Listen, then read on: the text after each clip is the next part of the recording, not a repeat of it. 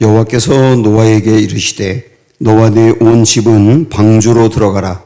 이 세대에서 내가 내 앞에 의로움을 내가 보았음이니라. 너는 모든 정결한 짐승은 암수 7씩, 부정한 것은 암수 2씩을 내게로 데려오며 공중의 새도 암수 7씩을 데려와 그 씨를 온 지면에 유전하게 하라.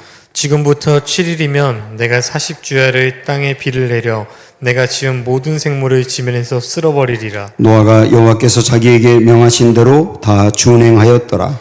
홍수가 땅에 있을 때 노아가 600세라. 노아는 아들들과 아내와 며느리들과 함께 홍수를 피하여 방주에 들어갔고 정결한 짐승과 부정한 짐승과 새와 땅에 기는 모든 것은 하나님이 노아에게 명하신 대로 암수 2씩 노아에게 나와 방주로 들어갔으며 7일 후에 홍수가 땅에 덮이니 노아가 600세 되던 해 둘째 달 곧 그 달 11의 날이라.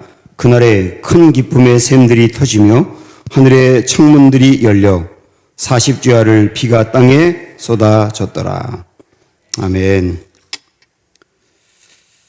네, 7장, 8장 전체를 좀 훑어보도록 하겠습니다. 우선 오늘까지 이 창세기 있는 말씀을 일단 보고 잠깐 중단했다가 2달 동안은 기도학교, 여기 기도학교, 이게 새벽에만 해서는 50일을 다 채우질 못하거든요. 그래서 금요 기도회 시간까지 1, 2월 동안은 그렇게 말씀을 이어서 보도록 하겠습니다. 그리고 3월이 되면 다시 이 창세기 말씀으로 돌아오도록 할게요. 자, 오늘 기다림이라는 제목인데 먼저 5절 보시면 노아가 여호와께서 자기에게 명하신 대로 다 준행하였더라 이렇게 나오는데요. 뭘 준행했다는 거냐면 방주를 만들었다는 거죠. 하나님이 방주를 만들라고 하는 그대로 순종하여 만들었다 이런 말씀입니다. 노아가 방주 만드는 것이 얼마나 어려운 일이었는지 한번 생각을 해보시죠. 우리가 성경을 접할 때 모든 말씀을 그냥 당위적으로 보지 말고 그 실제 그때의 삶 속으로 내가 들어가서 그 주인공이 나온다면 주인공의 입장에서 생각하면서 말씀을 보면 이게 노아의 순종도 보통 일이 아니거든요.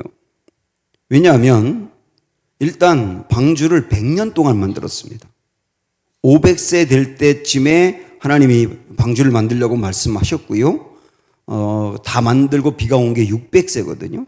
그러니까 100년 정도를 꾸준히 방주를 만들었단 말입니다. 이 100년이라는 기간이 우리가 태어나서 죽을 때까지 전 기간보다도 길잖아요. 이 기간 동안 꾸준히 순종했다는 거예요. 그리고 이제 창조 과학자들이 하는 말에 의하면 요 노아 때 홍수가 있기 전에는 이 지상에 비도 없었답니다. 왜냐하면 비가 내리지 않을 만한 최적의 조건이었기 때문에 비가 안 내려도 될 정도였다는 거예요. 그렇다면 노아는 이전에 홍수를 본 적이 없어요. 홍수를 본 적이 없는데 하나님이 홍수를 내려서 세상을 심판하겠다. 그 말씀이 경험이 없기 때문에 받아들이기가 참 어렵습니다. 그런데도 꾸준히 배를 만들었단 말이죠. 게다가 하나님이 정확하게 언제쯤 비가 내린다고 처음부터 말씀한 게 아니고요. 비가 내려 심판이 있을 거다라고만 말씀하셨고 방주를 만들라고 하셨기 때문에 이 심판이 언제 임할지 언제까지 만들어야 되는지 이게 전혀 가늠이 안 되는 거예요. 막연하게 계속 만들어야 되는 겁니다. 자녀들과 아내는 이 아버지와 남편에게 지금 뭐 하는 거냐고, 하나님이 정말 그런 말씀 하신 거 맞냐고, 아니 이 큰 배가 왜 필요하냐고 말리기도 하고 따지기도 하고 얼마나 이해가 안 돼가지고 의문이 많았겠어요. 그 말을 계속 노아는 들어야 되잖아요. 그리고 마을 사람들, 주변에 있는 사람들은 노아를 비난하죠. 지금 뭐 하는 거냐고, 저 사람은 바보 아니냐고. 매일매일 그걸 하는 걸 보면서 매일매일 꾸중도 하고 비난도 하고 뒷담화도 치고 계속 그런단 말이죠. 그 소리가 노아에게 또 들려오잖아요. 무엇보다도 노아의 마음속에서 일어나는 갈등들이 있잖아요. 정말 내가 잘하는 건가? 계속 이렇게 해야 되는 건가? 정말로 홍수가 내려서 심판이 올 건가?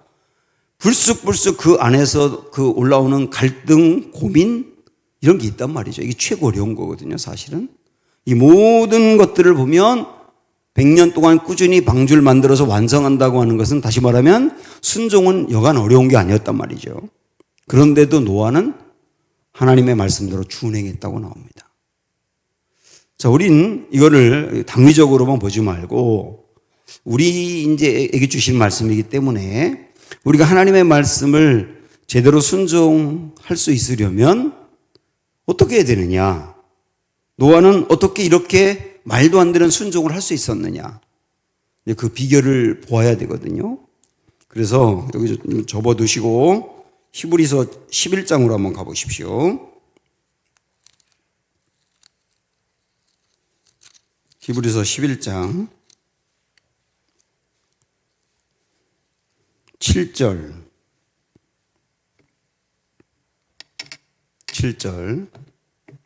365쪽. 자, 여기 우리 같이 읽으면서 여러분이 노아가 어떻게 이렇게 순종할 수 있었는지 그 비결을 찾아보세요. 7절 시작. 믿음으로 노아는 아직 보이지 않는 일에 경고하심을 받아. 잠깐만요. 아직 보이지 않는 일은 뭡니까? 홍수가 내려서 세상을 심판받는다는 그 일이죠. 그 일에 대해서 경고하심을 받아 경외함으로 방주를 준비하여 그 집을 구원하였으니 이로 말미암아 세상을 정죄하고 믿음을 따르는 의의 상속자가 되었느니라. 이렇게 나와 있습니다. 노아가 그 배를 만드는 순종을 할 수 있었던 비결이 뭐였다고요? 경외함으로. 이렇게 나와. 경외함으로. 하나님을 경외함으로. 심판이 있을 거야. 분명히 홍수로 심판이 있을 거야. 하나님의 말씀이 그에게 들렸을 때 그는 그 하나님의 말씀을 어느 정도로 중요하게 여겼느냐면 하나님을 두려워하는 마음으로 중요하게 여겼다는 거죠. 하나님을 경외함으로 하나님을 두려워함으로 그런 말인데 이 하나님을 경외하다 이런 말이 성경에 정말 많이 나오지 않습니까? 하나님을 경외한다는 것을 우리가 이렇게 이해하면 어떨까 싶어요. 코람 데오. 하나님 앞에서. 보이지 않는 하나님을 보이는 하나님처럼 그 앞에서. 이게 경외함이거든요. 좀 다르게 말한다면 깨어있는 심령을 가지고 하나님의 살아계신 현존이 생생하게 느껴지는 거예요. 이게 경외함이거든요. 내가 심령이 살아있다 보니까 예배를 드릴 때 실제 하나님이 이곳에 임재해 있는 게 느껴지는 겁니다. 여러분 그렇게 느껴지세요? 이게 여호와를 경외함이거든요. 그런데 심령이 살아있지 않고 병에 들면 하나님이 계시다는 것은 알아요. 근데 하나님이 계시다는 건 아는데 그 하나님이 계신 게 느껴지지 않는 거예요. 예배 드릴 때도. 그러니까 조는 거예요. 저는 조는 걸 보통 심각한 문제로 보질 않거든요. 하루 종일 피곤해서 조는 건 괜찮은데 습관적으로 조는 분들, 예배 전까지 굉장히 팔팔했는데 예배 때 조는 분들, 이게 굉장히 병에 든 거거든요. 우리 교회는 조는 분이, 습관적으로 조는 분이 없어서 제가 말씀드리는 거예요. 있으면 어떻게 얘기하겠습니까? 없어서 말씀드리는 거지. 하나님의 살아계심이 느껴지는 거예요. 그래서 하나님의 말씀을 들을 때 그 말씀이 두렵고 뜨겁게 다가오는 거죠. 그 말씀이 말이죠. 그게 하나님을 경외하는 겁니다. 비중이 다르게 다가오는 거예요. 주일날 제가 설교하면서 제가 설교를 듣고 은혜 받아가지고 다른 교회 가려고 하다 안 간 그 권사님 얘기 들은 적 있었잖아요. 그 권사님이 하나님을 경외하는 분이거든요. 하나님의 말씀이 그에게 다가왔을 때 그 말씀을 듣고 두려움이 생기는 거거든요. 이 하나님 말씀대로 꼭 해야 된다고 하는. 그분이 그거 하나만이 아니고요. 제가 목회하는 동안 여러 번 경험했어요. 그분을 보면서. 한 번은 선교사님, 카자흐스탄의 선교사님이 오셔가지고 선교 보고하면서 이제 설교를 하신 적이 있는데 그분이 카자흐스탄에서 빵을 만들어가지고 빵으로 전도하는 사역을 하거든요.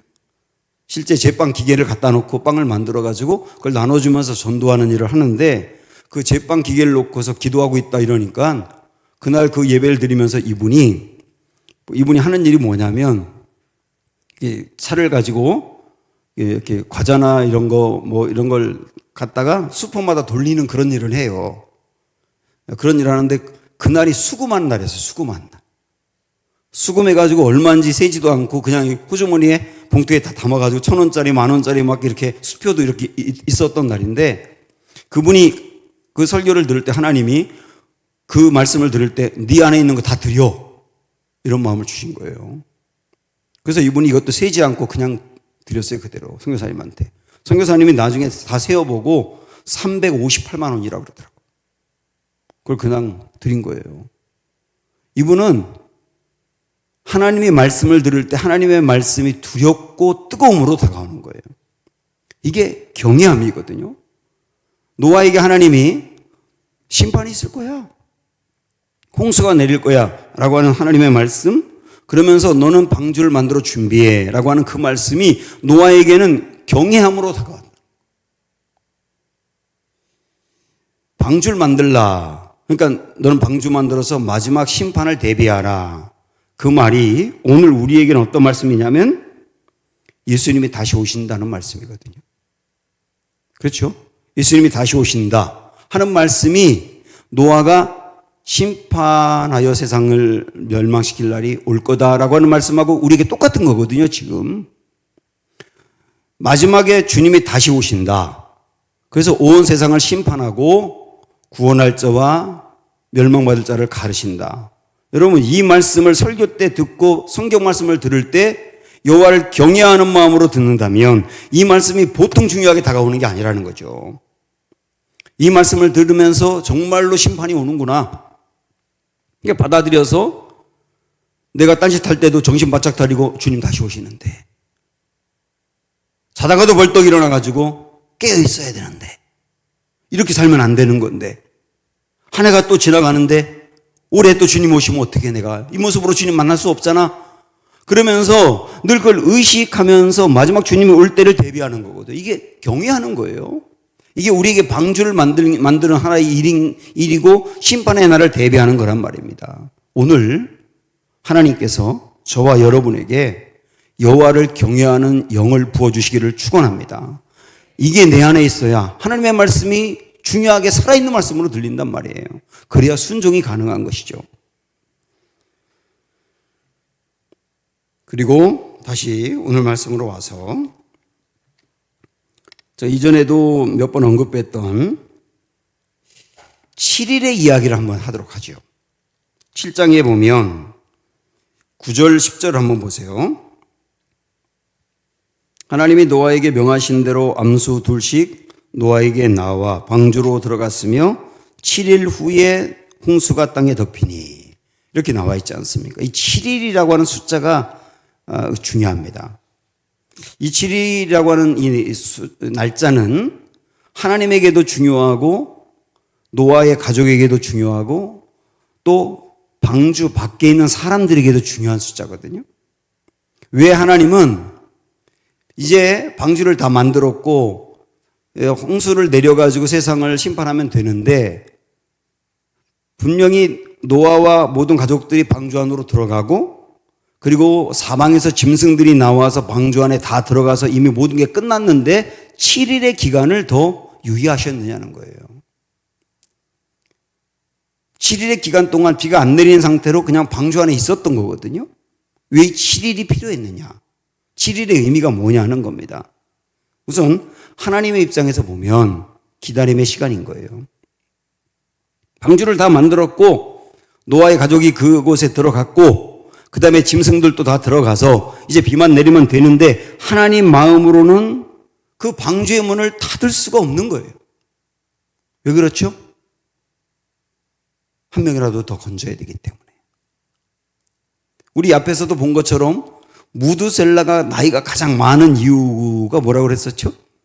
그가 죽으면 심판이 온다. 심판이 오면 세상이 끝나는 건데 하나님은 그 날을 하루라도 더 연장하고 싶은 거예요. 왜? 하루 연장할수록 한 명 더 건질 수 있으니까. 그 마음이 똑같이 여기 7일에 들어있는 거거든요. 그냥 비가 내려도 되지만 하나님은 그냥 이렇게 홍수에 쓸려 죽어갈 그 심판받을 사람들을 보면서 너무나 안타까운 거예요. 그래서 방주문을 열어놓고 지금이라도 와. 괜찮아. 지금이라도 와. 부르는 기간이거든. 부르는 기간. 그래서 어쩌면 지금 우리가 살고 있는 이 시기는 하나님에게 이 7일의 기간일 수도 있는 거예요. 이 7일의 기간. 하나님 예수 그리스도가 다시 와서 재림하여 심판해야 되는데 하나님은 그 날을 빨리 오게 할 수가 없는 거예요. 우리 예수님은 그러셨거든요. 내가 속히 온다고. 그 정말로 빨리 올 줄 알았는데 주님의 날이 계속 지연되는 이유는 우리 예수님이 약속을 안 지키는 게 아니라 하나님의 마음, 예수님의 마음은 빨리 올수록 멸망받을 사람이 많기 때문에 더 시간을 끌면서 기다리고 있는 7일의 기간이 아니겠는가 지금이. 이게 하나님의 마음이거든요. 방주 밖에 있는 사람들에게 마지막 기회인 거죠. 이 7일의 기간이라고 하는 게 마지막 기회인 거죠. 여러분 보십시오. 방주를 다 만들었어요. 엄청나게 큰 배를 만들었어요. 이제 노아의 가족들이 그것으로 들어갑니다. 사람들이 보거든요. 근데 그거보다도 사방에서 짐승 암수 한 쌍씩 이게 방주를 향하여 막 옵니다. 하나님이 이제 그 짐승들을 움직여가지고 노아가 가가지고 호랑이 2마리 끌고 오고 사자 2마리 끌고 오고 그런 게 아니거든요. 방주로 찾아왔거든요. 걔네들이. 사방에서 짐승들이 몰려와서 방주로 들어가는 것을 사람들이 보는 거예요. 이거 보통 일이 아니잖아요. 그걸 보면 그동안에 노아가 한 얘기가 가짜가 아니었구나. 그때서라도 깨닫고 방주로 들어갈 자격은 전혀 안 되지만 그래도 문을 열어놓고 기다리고 있으니 지금이라도 들어가면 되지 않을까 하고 찾아갔어야 되는 거잖아요. 우리 주님이 그들을 그렇게 기다려주고 있는 기간이니까 어쩌면 지금 믿지 않는 우리의 가족이라든지 사람들이 그런 상태에 있는 게 아닌가. 그러나 참 다행인 것은 하나님이 문을 열어놓고 기다리고 있다 하는 거거든요. 기다림의 시간인 거예요. 여기서 노아의 가족들에게도 이 7일의 기간이라는 것은 필요하고 중요했습니다. 묵상을 해봤어요. 노아의 가족들은 방주로 들어갔어요. 방주로 들어갔기 때문에 이제 문이 닫히고 약속대로 비가 내려야 되거든요. 비가 안 내립니다. 첫날 비가 안 내리니까 당황해요. 그 다음날에도 비가 안 내리니까 두려움이 생겨요. 우리가 그동안에 잘못된 일을 했나 보다, 잘못 기다렸나 보다 그런 생각이 안 들 수가 없잖아요. 조급한 마음도 듭니다. 자녀들은 아버지에게 따지기 시작합니다. 아내도 노아에게 당신 잘못한 일 한 거 아니냐고, 일 잘못한 거 아니냐고 막 그러기 시작합니다. 굉장히 불안하거든요. 이 7일 하나님 아시는데 왜 지연하셨느냐. 이렇게 보면 어떨까요? 노아와 그의 가족들은 이 방주를 만드는 엄청난 순종을 했어요. 그리고 방주로 딱 들어갔을 때 비가 내리고 들어가자마자 비가 내리고 세상이 심판을 받으면 방주에 들어간 노아와 그의 가족의 마음속에 이런 마음이 들 수 있습니다. 사람들은 불의하기 때문에 내가 순종해서 살 수 있었다. 내가 순종해서 살 수 있었다. 내가 순종했기 때문에 이런 일이 일어난 거다 라고 하는 것을 가지고 교만할 수가 있거든요. 근데 주님은 하루하루 지연해 가면서 그들의 순종에 의해서 이 일이 일어난 게 아님을 깨우쳐 주시는 거죠. 그래서 그들의 자기 의를 깨는 거죠. 여러분 이런 말이 있습니다. 순종이 하나님 앞에서 무기가 될 수 있다고. 열심히 뭔가 하나님의 일을 하고 순종하면 그 하나님 앞에 순종한 것을 가지고 하나님 앞에 거래할 수 있어요. 하나님 제가 이렇게 열심히 했잖아요. 그러니까 하나님 저에게 이렇게 주셔야 되잖아요. 내가 이만큼 교회에 헌신했는데 하나님이 왜 저의 삶을 이렇게 어렵게 만드는 거죠? 순종이라고 하는 게 무기가 돼가지고 하나님 앞에서 그걸 갖고 따지기도 하고 그래서 하나님 내게 당연히 주셔야 된다고 생각하고 그래서 그걸 받으면 감사나 은혜가 아니라 내가 순종한 결과이기 때문에 마땅한 거죠. 그래서 순종을 열심히 하는 분들이 마지막에 빠질 수 있는 오류가 순종이 무기가 될 수 있다는 거예요. 하나님은 그것마저도 다 깨는 거예요. 내가 순종했으니까 비가 곧바로 내린 거야가 아니라 하루하루 지연해 가면서 정말 비가 내리고 심판하고 자기들이 구원받는 것은 이건 진짜 하나님의 은혜로만 된다는 절박한 마음을 갖게 하는 거예요. 이게 순종한 그들에게도 필요했던 거다. 이런 과정을 거쳐간 것이죠. 그렇게 7일이라고 하는 기간 동안. 자, 이 7일은 궁극적으로는 하나님이 기다려주시는 기간이라 그랬어요. 그러나 7일이라고 하는 이 은혜의 숫자만 볼 게 아니라 우리는 16절에 이 말씀도 보아야 됩니다. 자, 7일은 기다림의 숫자라고 그랬는데 16절로 넘어가서 보시면 들어간 것들은 모든 것의 암수라 하나님이 그에게 명하신 대로 들어가매 여호와께서 그를 들여보내시고 그 다음 뭐라고 말씀합니까? 문이 닫혔다고 나와요. 문이 닫혔다. 문이 닫히는 날이 온다는 것도 아셔야 된다는 거예요. 하나님이 문을 열고 7일 동안 유의하면서 기다리는 시간이 있다는 것도 알아야 되지만 그러나 문이 닫히는 날이 있다는 것도 같이 알아야 된단 말이에요. 계시록에 있는 말씀처럼 하나님이 문을 닫으면 열 자가 없다. 하나님이 열면 닫을 자가 없다. 그러니까 하나님이 방주의 문을 열어놓고 기다릴 때는 아무리 사람들이 그 방주문을 닫으려고 해도 안 닫히는 거거든요. 그 말은 뭐냐면 하나님이 누군가를 마지막에라도 건져내려고 하신다면 아무리 사람들이 방해해도 그 영혼을 건져내신다는 거거든요. 그런데 하나님이 계속 기회를 주고 기회를 주다가 마지막에 이제는 끝이다라고 닫는 날이 오는데 그때 닫으면 열 자가 없다. 그때는 더 이상 기회가 없다. 이런 말씀이지 않습니까? 이걸 같이 봐야 된단 말이에요. 같이 봐야 된다고요. 노아의 방주는 마지막 때를 미리 보여주는 겁니다. 마지막 때 이 심판이 있다는 걸 미리 보여주는 게 홍수 이야기고 그 다음에 심판 때 방주에 들어간 사람은 구원받는다고 하는 건 마지막 때 예수 그리스도의 품에 있기만 하면 심판 속에서 구원받는다는 것을 미리 보여주는 거잖아요. 그래서 우리는 노아의 홍수 이야기를 보면서 과학적으로 접근해서 이게 옳으냐 그러냐 그런데 초점을 둘 필요가 없고 노아의 홍수 이야기를 보면서 마지막 때를 미리 보여준다. 그걸 보셔야 된단 말이에요. 그러면 마지막 때를 미리 보여준다고 한다면 하나님이 방주의 문을 닫았다. 이거 하나님이 닫았거든요. 분명히. 하나님이 방주의 문을 닫는다는 것도 마지막 때 하나님이 천국의 문을 닫는 날도 온다는 것을 말씀하는 거예요. 이걸 보셔야 된단 말입니다. 마태복음 25장에 열처녀 비유가 있지 않습니까? 제가 이 열처녀 비유도 중요하다고 몇 차례 말씀드렸잖아요. 그 열처녀 비유 중에 5명의 처녀는 나중에 신랑 예수님 맞이해서 구원의 길로 들어가고 5명의 처녀들은 결국은 버림을 당하게 되는데 그때 5명의 처녀들과 함께 신랑 예수님이 혼인집으로 들어간 다음에 문이 닫혔다고 나와요. 거기도 뭐 문이 닫혔다. 그래서 이 어리석은 5명의 처녀들이 나중에 기름을 준비해 와가지고 문을 두드리면서 열어달라고 하지만 열리지 않는 거예요. 이게 하나님 나라를 미리 얘기하는 거예요. 마지막 때를. 그때 닫히면 소용없다는 거예요. 그런데 여러분 제가 말씀드렸잖아요. 그 열처녀 비유는 교회에 다니는 사람 5명과 교회를 다니지 않는 사람 5명 얘기가 아니라고 그랬잖아요. 10명은 모두 다 예수님을 기다린 사람들이에요. 전부 다 교회 안에 있는 사람들이라고요. 전부 다 예수님을 기다린 사람이라고요.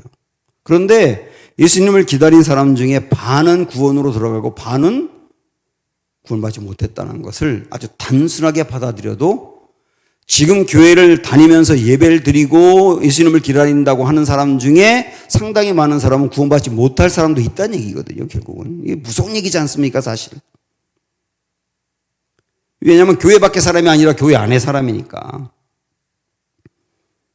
그래서 깨어있고 준비하는 사람, 깨어있어 준비하는 사람, 그 사람이 마지막 문이 열렸을 때 들어갈 수 있다 라고 하는 것을 분명히 우리에게 알려줍니다. 그러고 보니까 마지막 문을 닫으면 더 이상 열리지 않는다는 것을 이 말씀을 보니까 지금 우리가 살아가고 있는 이때는 7일의 기간이라고 했지 않습니까? 하나님이 문 열어놓고 마지막으로 기다리는 기간이라고 한다면 이 기간 동안 아직까지 방주로 들어오지 않은 나의 가족들, 내 가까이 있는 그들을 절대로 포기할 수 없는 기간이고, 왜냐하면 문 닫히면 끝나니까, 문 닫히면 정말 끝나니까 이렇게 우리가 너무 방만하게 있을 때가 아니라는 거예요.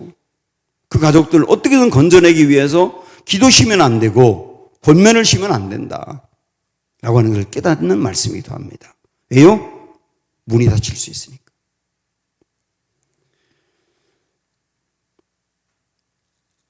(8장으로) 넘어가서 몇 가지를 좀 더 보면,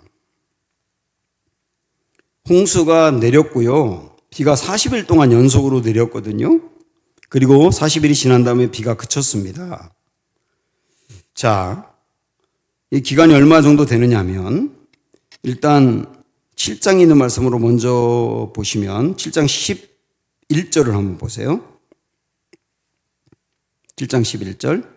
노아가 600세 되던 해 둘째 달 곧 그 달 열일의 날이라, 이렇게 되어 있죠. 이게 홍수가 시작된 날입니다. 홍수가 시작된 날이 노아 600세 2월 17일이네요. 그죠? 2월 17일. 600세 2월 17일. 그러니까 7일 동안 있다가 비가 내렸다고 했으니까 방주로 들어간 날은 600세 2월 10일이겠네요. 정확하게 숫자를 얘기해 주죠. 이때 들어가서 조금 이따 보겠습니다만 1년 넘는 기간 동안 방주 안에 있었거든요. 이 방주 안에 있는 이 1년 넘는 기간 굉장히 힘든 거예요. 왜냐하면 그 안에 짐승들과 함께 살고요. 그놈들이 먹는 것도 어떻게 다 해결했으며 그놈들이 싼 거는 어떻게 해결했는지, 우리 집에도 조그만 강아지 하나 키우는데 이놈 새끼가 조그만 놈이 얼마나 똥을 싸는지, 냄새도 얼마나 심한지, 오줌도 늙어가지고 자주 싸고 다 치워져야 되고, 사자가 싸고 코끼리가 싸고 막 기린이 싸고 어마어마하게 싸는 거 아니겠어요? 이걸 다 어떻게 해결하냐 말이에요. 그러니까 이 방주 안에 있는 게 굉장히 괴로운 시간이거든요. 그래서 노아도 나중에 빨리 방주에서 나가고 싶어가지고 까마귀 내보내고 비둘기 내보내면서 언제 나갈까 그랬지 않습니까? 그런데 이렇게 힘든 기간인데 빨리 나가고 싶은데 8장으로 넘어가서 보세요. 언제 나갔는지. 13절, 8장 13절에 보면 601년 첫째 달 곧 그 달 초 하룻날에, 이 날이 언제예요? 601세 되던 해 1월 1일이죠. 그 해에 땅 위에서 물이 거친지라 이렇게 나와 있죠. 이때 물이 완전히 땅에서 거쳐서 이제 물이 없는 거예요. 그래서 노아가 방주의 뚜껑을 제치고 본즉 지면에 물이 거쳤더라. 이때 나가고 싶을 거 아니에요. 얼마나 나가고 싶겠냐고요. 이때 물이 거쳤으니까 나가도 되잖아요. 그런데 1월 1일 날 601세 되던 1월 1일 날 물이 거쳐서 나가도 되는데, 근데 그 다음에 14절 보시면 둘째 달 20일의 날에 땅이 말랐더라 이렇게 나오죠. 그러니까 둘째 달 2월 27일 날 15절에 보면 하나님이 노아에게 말씀하여 이르시되 너는 내 아내와 내 아들들과 내 며느리들과 함께 방주에서 나와라, 이렇게 이날 말씀하신 거예요. 2월 27일 날. 결국 그래서 노아는 19절 끝에 보면 방주에서 나왔다 이렇게 나오지 않습니까? 이날 최종적으로 나온 게 601세 2월 27일 날 나온 거예요. 이 별것도 아닌 얘기를 이렇게 진지하게 얘기하냐 그렇게 생각하세요? 노아는 빨리 방주에서 나가고 싶어요. 정말 여기 하루라도 더 있는 게 너무 괴롭거든요. 그런데 그리고 나갈 수 있는 여건이 되었어요. 1월 1일이 되었을 때. 그런데도 하나님이 나가라고 안 했기 때문에 기다리고 있다가 2월 27일 날, 그러니까 57일이 지난 다음에 이때 나가 하니까 그때 나왔다는 거예요.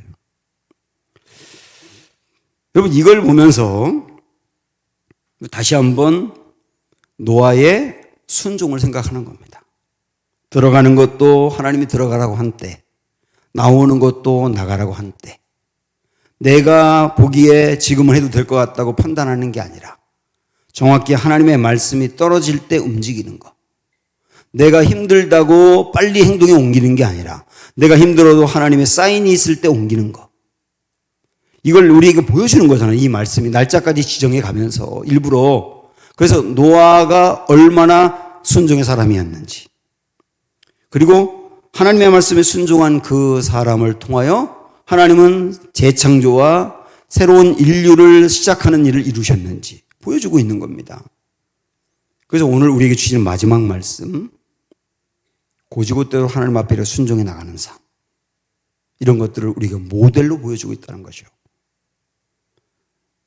저의 목회와 저의 인생에서 저도 성격이 엄청 급한 사람이기 때문에 행동이 빠르거든요. 그래서 실수도 많았는데 제가 하나님의 말씀으로 걸러내지 않고, 그리고 하나님의 말씀을 확신하지 않은 채 제 마음이 들떠서, 그리고 계산적으로 이게 유리할 것 같아서 빨리 행동에 옮긴 거, 그것은 나중에 지나가 보니까 결과가 거의 다 안 좋았어요. 거의 다 안 좋았어요. 그런데 내가 볼 때 느려 보여도, 내가 볼 때 조급해 보여도, 내가 볼 때 나만 늦어지는 것 같아도 하나님의 말씀이 있고 난 다음에 정확하게 이건 하나님의 말씀이다라고 확신하고 뒤늦게 따라갔을 때 그 결과는 거의 대부분 좋았어요. 여러분 어떠셨는지 모르겠어요. 여러분도 저와 똑같았을 거예요. 이게 하나님의 말씀이거든요. 내 판단으로 절대 하지 말아라. 내 계산으로 절대 하지 말아라. 그게 앞서가는 길 같지만 그렇지 않다. 하나님의 정확한 말씀을 듣고 움직여라. 그게 성공하는 길이고 빠른 길이다. 라고 하는 것을 우리에게 보여주고 있습니다. 하나님의 말씀은 살아있다. 이 말씀대로 준행하자. 이렇게 새해를 앞두고 나서 다시 한번 결심하는 기간이 되었으면 좋겠습니다.